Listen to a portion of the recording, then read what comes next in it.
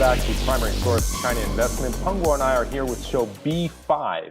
And this week we're talking about rates, yields, and of course, property again.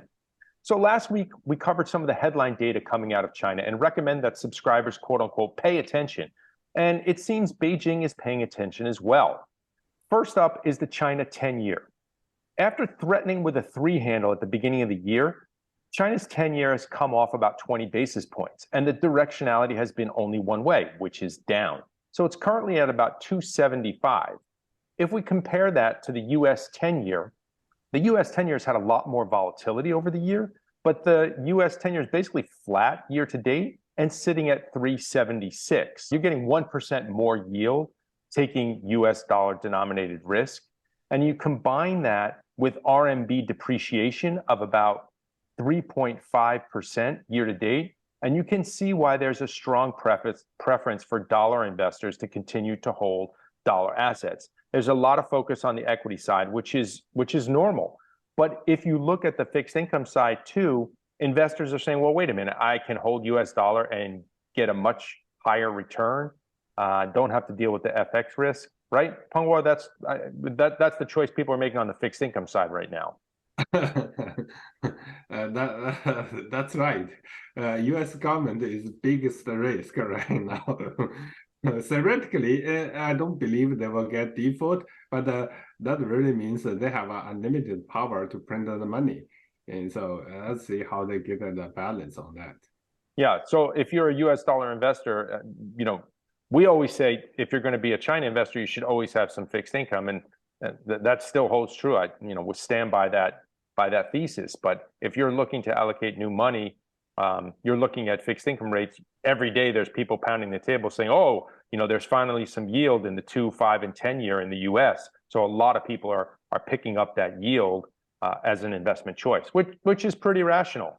So the next thing we wanted to talk about is what is Beijing actually doing? And this week there was a series of cuts. Beijing cut the short and medium term rate, and there's rumors that they're going to cut the 5-year loan prime rate. That's an important rate because it's tied to mortgages. And mortgages, as we all know, is tied to the property sector. And any follower of this program knows property is a huge piece of what makes China China. If we remember, May data on property real estate sector was bad. Investment was down 7.2% year over year. Sales by floor area was down. New construction starts were down. Funds raised by developers were down. So the property sector is down across the board, but also that's going to affect the perception from investors, from people who need apartments or want apartments. Will this be enough to spur consumers? Peng.guo, do you think consumers are ready to go back in? I think definitely the central bank cut the interest rate last week, and at exactly the same time with the federal stop increase the interest, right, which is give the good news for all the equity markets. High level is really China residents, people, company. They save a lot of money. There's not too much opportunities. So there's a lot of the cash in the bank. Yep. And many people just either refinance, either get an early pay off their mortgage. That's obviously the money supply get increased in the market. In reality, people always use 7 days repo rate compare with 10 years interest 10 years bond. So to see what the gap, what the difference between those two. Compare with them, it looks like 10 years bond.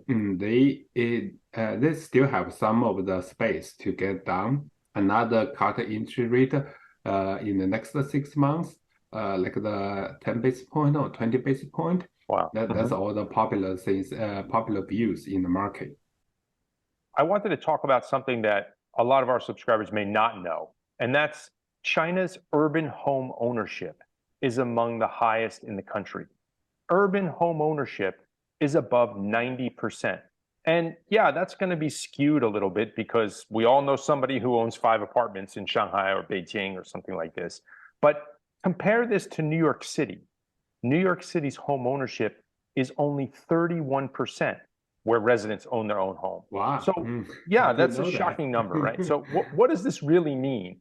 I think, and again, this is just my opinion here, the easy work might have been done already. Recall that property rights on the mainland were not codified until 2007.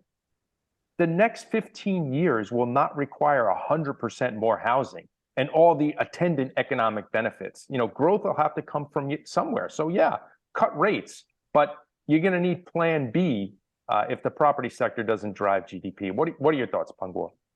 A property sector definitely they want to drive the GDP. As soon as economy gets some problem, people always think about that because everybody get used to for the past almost 30 years. That's the whole generations grow up, never see anything else. Right. So they don't know other things, just buy a house. I think right now is all the house market get down. Everybody knows that it's hard to sell. And overall, they still want to get a relatively stable market. Otherwise, all the downstream and upstream sectors get affected, and the employment also related to the entire industry chain.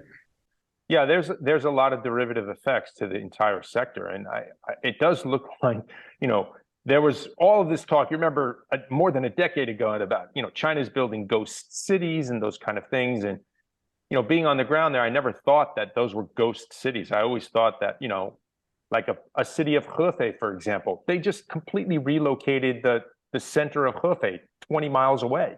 So those are things that got done. I'm not saying that and at the time I thought, wow, that's a huge undertaking, but that was you had this massive urbanization. We're going to put a chart up of urbanization. So you had people coming from the farms into the cities, and you may have some saturation in terms of the property market. So that's something that we're going to watch going forward. Yeah, China, another very important is birth rate get reduced significantly recently. Everybody talk about that. So in the future, overall, anything will increase the birth rate, the government will take action and support it. Not sure is that effective in the long term, but at least in the short term, they try to reduce the cost. Otherwise, it's too expensive to get the keys. Well, we'll be watching and reporting on all of it. So thanks for tuning in to Show B5, and we'll see you next week. Thank you.